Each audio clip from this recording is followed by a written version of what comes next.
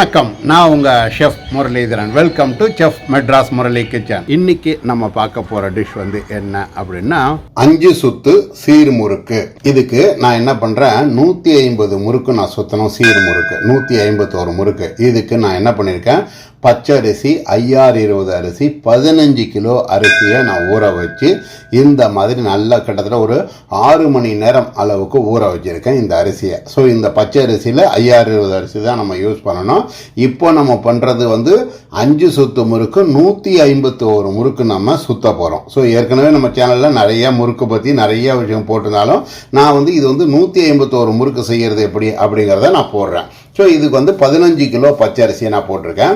1/2 kilo அளவுக்கு உளுந்தை நான் வந்து வறுத்து இந்த மாதிரி பவுடர் பண்ணியிருக்கேன். 1/2 கிலோ உளுந்து, வெள்ளை குண்டு உளுந்து பொன்னிறமாக வறுக்கணும். அதையும் வறுத்து இந்த மாதிரி பவுடர் பண்ணுங்க. உப்பு நமக்கு எப்பயுமே தெரியும் தேவையான அளவுக்கு அப்படின்னு.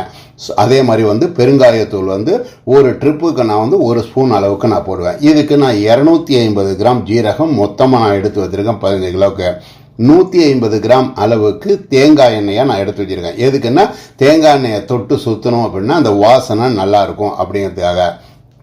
அதே மாதிரி இந்த முறுக்கை நான் வந்து என்ன பண்ணுவேன் அப்படின்னா தட்டில், இது வந்து ஜிஏ ஷீட் அப்படின்னு சொல்லுவாங்க. இந்த ஷீட் வந்து நான் வந்து கிட்டத்தட்ட ஒரு 15 தட்டு வச்சுருக்கேன் இந்த மாதிரி. இதை வந்து நான் கடையில் தான் வாங்கி நான் கட் பண்ணி வாங்கினேன். இதுக்கு நடுவில் வந்து பெருங்காய மூடியினுடைய மேல் பகுதி மூடி இருக்கு இல்லையா, அதை வச்சு நான் சுற்றுவேன். எதுக்குன்னா அழகாக ஒரே ரவுண்டாக வரும். முறுக்கு வச்சோம்னா ஒரே மாதிரி சைஸாக இருக்கும் அப்படிங்கிறதுக்காக தான் நான் வச்சு பண்ணுறேன். இப்போ நான் மிஷினில் பல்வரைசிங் மிஷின் அப்படின்னு பேர், இது பேர் உங்களுக்கு பாதி பேருக்கு தெரிஞ்சிருக்கும். அப்படி தெரியலன்னா இந்த மிஷின் இருந்ததுன்னா தான் ஈர அரிசியை அப்படியே சொதன்னு ஈரமாக இருந்தாலும் அப்படியே போட்டு அரைக்கலாம். இதை ஒரு சில பேர் துணியில் காய வைப்பாங்க இல்லையா, அது வேற மிஷின். இது வந்து பல்வரைசிங் மிஷின் அப்படின்னு பேர். இந்த மிஷினில் நீங்கள் கொஞ்சம் ஈரமாகவே அரிசியை எடுத்துகிட்டு போனீங்கன்னா அப்படின்னா கூட அப்படியே போட்டு அரைச்சி கொடுப்பாங்க. இப்போ மிஷினில் நான் போட்டாச்சு, அரைக்க ஆரம்பிச்சிருக்கேன். ஸோ இது வந்து மிஷின் வந்து போடும்போதே ரொம்ப சவுண்டு ஜாஸ்தியாக வரும். இதனுடைய பவர் வந்து ரொம்ப ஜாஸ்தி. ஸோ இப்போ இது வந்து போட அரைக்க ஆரம்பிச்சிடும்.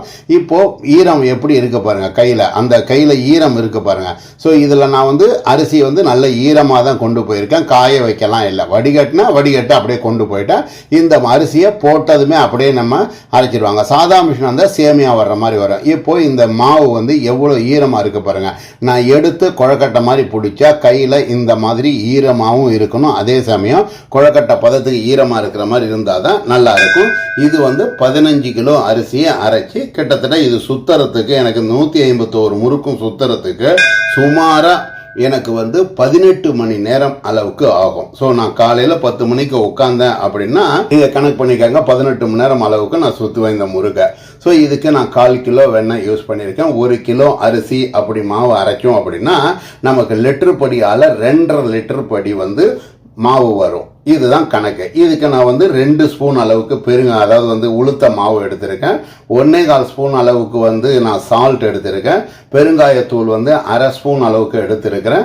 அதே மாதிரி ஜீரகம் வந்து ஒரு கொஞ்சமாக ஒரு 2-3 ஸ்பூன் அளவுக்கு ஜீரகம் எடுத்திருக்கேன். ஸோ இப்போ இதை பார்த்தீங்கன்னா ஜீரகமும் தெரியும். 3 ஸ்பூன் அளவுக்கு ஜீரகத்தையும் எடுத்து போட்டு நம்ம இது பண்ணோம். இதில் ஒரு சில பேர் ஓமம் போடலாமான்னு கேட்பீங்க. ஓமம்லாம் போடக்கூடாது, ஜீரகம் தான் போடணும். இப்போ இந்த லிட்டர் படின்னு சொல்கிறோம் இல்லையா, இது வந்து 1 லிட்டர் படி. இதை மாதிரி 2.5 லிட்டர் படி வந்தது அப்படின்னா 1 கிலோ அரிசியை ஊற வச்சு அரைச்சா நமக்கு 2.5 லிட்டர் படி இதை மாதிரி வரும். இதை நம்ம போட்டு பிசைஞ்சு ஆல்ரெடி வந்து நம்ம சேனலில் 7 சுத்து முறுக்கு, 5 சுத்து முறுக்கு, 4 சுத்து முறுக்கு, 11 சுத்து முறுக்கு, இது எல்லாம் சுற்றி நான் இப்போ ரீசெண்டாக ஒரு வீடியோ போட்டிருக்கேன்.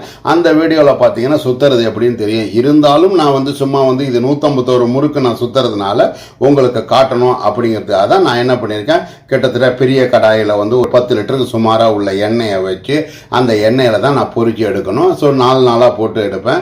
இந்த முறுக்கு வந்து நம்ம தான் உனக்கு சொல்லியிருக்கேன், உங்களுக்கு ஏற்கனவே நான் சொல்லியிருக்கேன் முறுக்கு எப்படி சுற்றுறது அப்படின்னு இந்த போன வீடியோலேயே காட்டியிருக்கேன். ஸோ இதை மாதிரி நீங்கள் கைகளில் பண்ணிவிட்டு கொஞ்சம் தேங்காய் எண்ணெயை தொட்டுக்கிட்டு இந்த முறுக்கை வந்து நீங்கள் சுற்ற வேண்டியதான். நான் ஏற்கனவே சொல்லியிருந்தேன் உங்கள்கிட்ட பெருங்காயத்தூளினுடைய மூடிய மேலே நான் வைக்கிறேன் அப்படின்னு. எதுக்கு அப்படின்னா இப்போ பாருங்கள் எனக்கு வந்து ரவுண்டு வந்து அழகாக வரும். இந்த முறுக்கை வந்து நம்ம 151 முறுக்கும் நம்ம ஒரு கவரில் வைக்கிறோம்னு வச்சுக்காங்களேன், ஒரே மாதிரி ஒரே அடுக்காக செய்கிற மாதிரி இருக்கும். அதுக்காக தான் இந்த நம்ம வந்து பெருங்காயத்தூளினுடைய முடியை வைக்கிறது. சப்போஸ் இதுதான் வைக்கணும் அப்படிங்கிறது கணக்கு கிடையாது.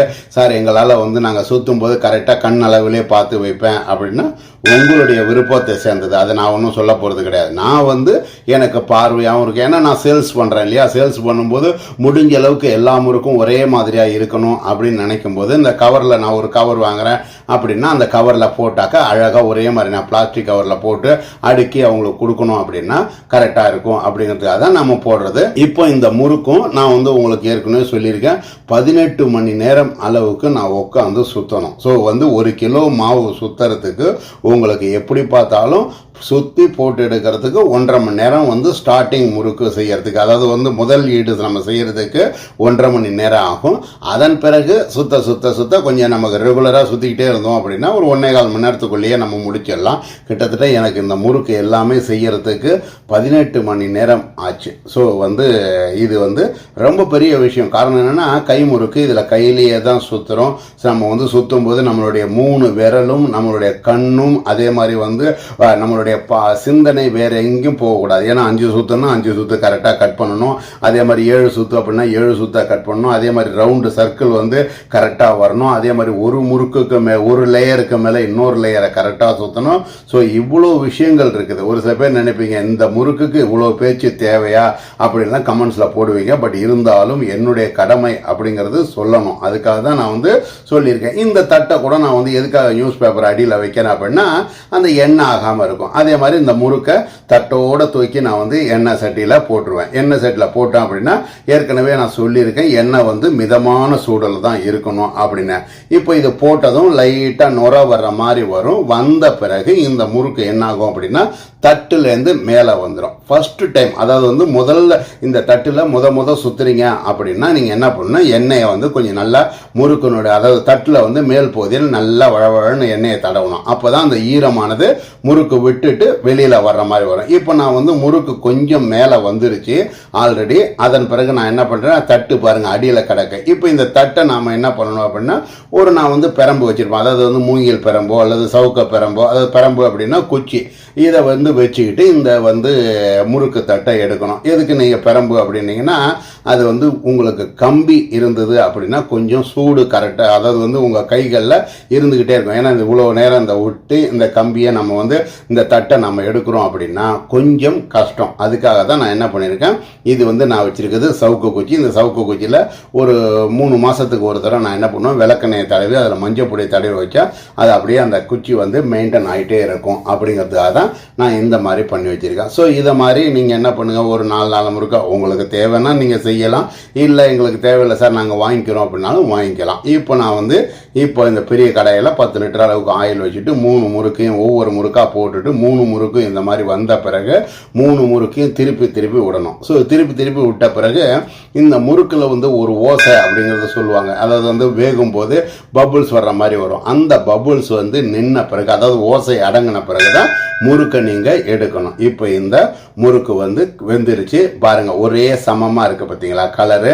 அதே சமயம் வந்து கொஞ்சம் கொஞ்சமாக, அதாவது ஒரு 10 லிட்டர் வச்சுருக்கோம் ஆயில் அப்படின்னா ஒரு 100 முறுக்கு வரைக்கும் உங்களுக்கு தெரியும் கொஞ்சம் கலர் கரெக்டாக வரும். அதன் பிறகுனா எண்ணெய் சூடாகிட்டே இருக்கும்போது வெண்ணெய், உப்பு, ஜீரகம் இதெல்லாம் சேரும்போது ஆயிலில் கொஞ்சம் கலர் மாறும். அப்போ நீங்கள் வந்து என்ன பண்ணணும், ஆயில் மாற்றிக்கிறதுனா மாற்றிக்கலாம், இல்லைன்னா மிதமான சூடு வச்சு பண்ணீங்க அப்படின்னா கரெக்டாக இருக்கும். இப்போது எல்லா முறுக்கும் வெந்துருச்சு. நான் கிட்டத்தட்ட பாருங்கள் 150 முறுக்கும் நான் வந்து இந்த மாதிரி சுற்றி நான் வந்து எடுத்து வச்சிருக்கேன். ஸோ இந்த முறுக்கு வந்து சீர் முறுக்கு அப்படின்னு சொல்லுவாங்க.